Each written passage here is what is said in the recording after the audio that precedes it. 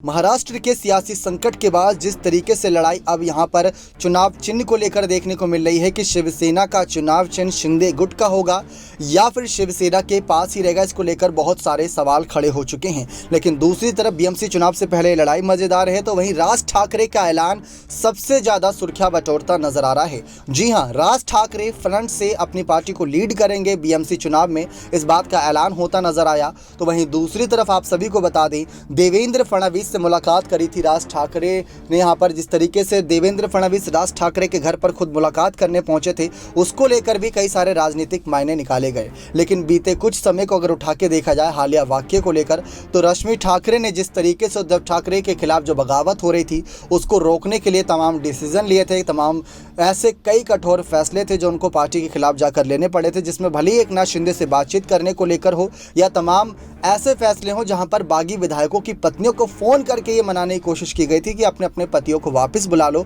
और इस बगावत को रुकवा लो।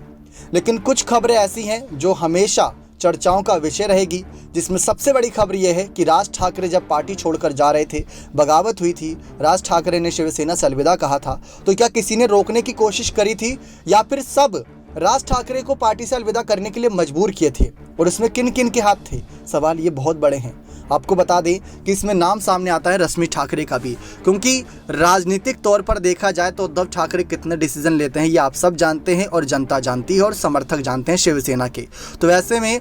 शिवसेना की पार्टी में बहुत बड़ी भूमिका अदा कर चुकी हैं यहाँ पर रश्मि ठाकरे और समय समय पर करती भी हैं। 2019 में जब मुख्यमंत्री बनने को लेकर उद्धव ठाकरे का ऐलान हुआ था तो उसके पीछे भी सियासी यहाँ पर पैतरे बताए गए थे रश्मि ठाकरे के थे, क्योंकि शिवसेना से ही कोई मुख्यमंत्री बनना चाहिए। ये बात 2014 से 2019 के बीच नहीं, 2019 के नतीजों के बाद निकलकर सामने आई थी। इसके बाद आपको बता दें, राज ठाकरे को लेकर ऐसी खबरें थीं कि जब राज ठाकरे पार्टी से जा रहे थे तो यहाँ पर जिस तरीके से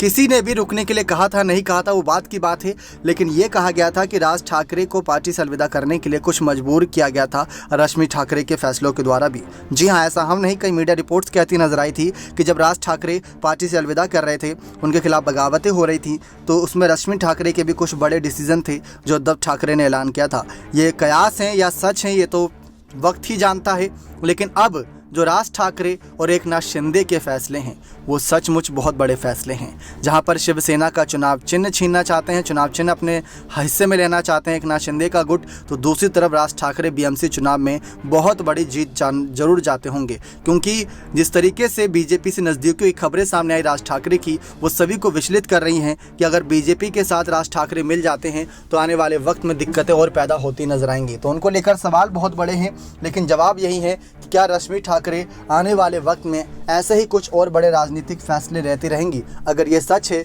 तो इसमें सबसे बड़ी दो चुनौतियां ये हैं कि एक तो एकनाथ शिंदे जो लगातार ये कर रहे हैं कोशिश कि वो किसी भी तरीके से शिवसेना का चुनाव चिन्ह अपने पक्ष में ले लें, तो उसको रोकना होगा। और साथ ही साथ ये भी चुनौती रहने वाली है कि इन दिनों राज ठाकरे देवेंद्र फडणवीस को लेकर जो तमाम खबरें हैं उस पर किस तरीके से यहाँ पर अटकलें निकलकर सामने आएंगी और साथ ही साथ रोक लगती नजर आएगी। ये देखना भी बहुत ज़्यादा दिलचस्प होगा, क्योंकि राज ठाकरे भी बहुत ज़्यादा यहाँ पर सरगर्मियाँ बढ़ा सकते हैं महाराष्ट्र की राजनीति में। ये सबके सामने है और सबसे छुपा भी नहीं है कि राज ठाकरे के फैसले क्या होते हैं और किस तरीके से जनता उनको स्वीकार करती है। लेकिन ये चुनौतियां रश्मि उद्धव के सामने साथ हैं, तो क्या इस मुश्किल घड़ी में उद्धव ठाकरे के साथ पूर्ण तरीके से नजर आ रही हैं रश्मि ठाकरे, या आने वाले वक्त में उद्धव ठाकरे का शिवसेना के जो मुखिया पद है उससे भी इस्तीफा होता नजर आएगा? ये देखना बहुत दिलचस्प होने वाला है। लेकिन इन सब जंग के बीच ये भी जानना बहुत दिलचस्प रहेगा कि आने वाले वक्त में आदित्य ठाकरे, संजय राउत और साथ ही साथ शरद पवार के क्या फैसले रहते हैं शिवसेना को लेकर, महाविकास अघाड़ी के गठबंधन को लेकर।